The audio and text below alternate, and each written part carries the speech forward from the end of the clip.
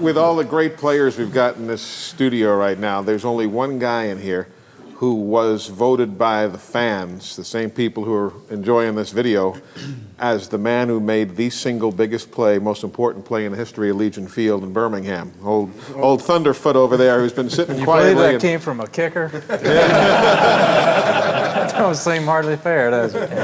That must have been a heck of an honor, huh? It was. Yeah, that was unbelievable. I mean, to think that something like that could happen, like I said, to a kicker, somebody who perhaps doesn't have the most brutal job on the field, but there is one thing that is tough about that, and that's you only have one chance, you know.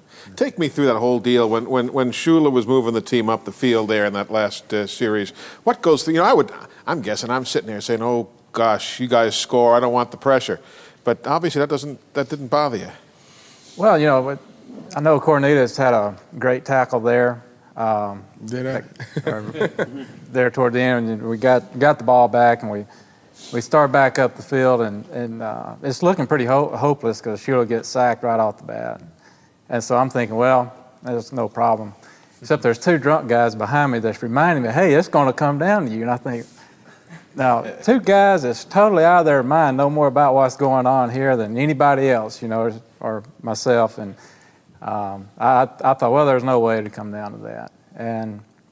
But then, the next play I believe was the reverse to Al Bell, and it just started looking a little more hopeful. And as a kicker, you want the opportunity to make a last-second field goal. That's the dream any kicker would have, but you don't want it to be 52 yards. You want it to be something a little more. Into the wind. And into the wind, that's right. You want it to be something a little more reasonable. But it just, it happened quickly, and got on down, and Greg Richardson caught the pass, and he made it out of bounds. And we didn't know for sure if he made it out of bounds, so we were in the hurry-up field goal there. And that was good, because there's just not a lot of time to think and ponder on it. There is the snap, the kick. It is in the air. It has distance. It's good! It's good! It's good! It's good! It's good! It's good! Van Tiffin has won the ball game. Alabama has beaten Auburn.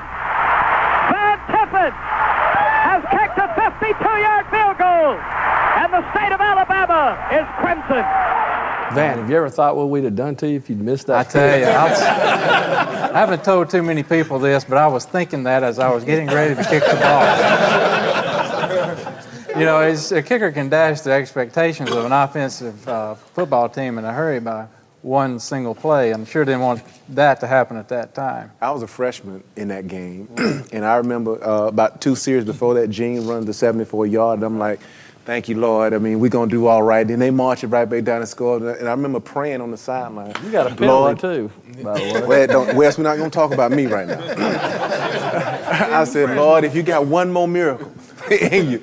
And as I said, Lord, if you got one more miracle, I hear this sound. Boom! And it was Van hitting the ball. And you could hear it over 80,000 people. We knew it was good. And that was the only time Mike Shula ever beat Wes Neighbors running. Running down the field. You knew it the second you kicked it was... Yeah, well, it was almost like an out-of-body experience. Yeah. It really was. It was, thinking back on it, it was just really strange. But, it was just a situation, I suppose. They made it seem that way. I could try that kick again 100 times and probably never made it. It was just really fortunate.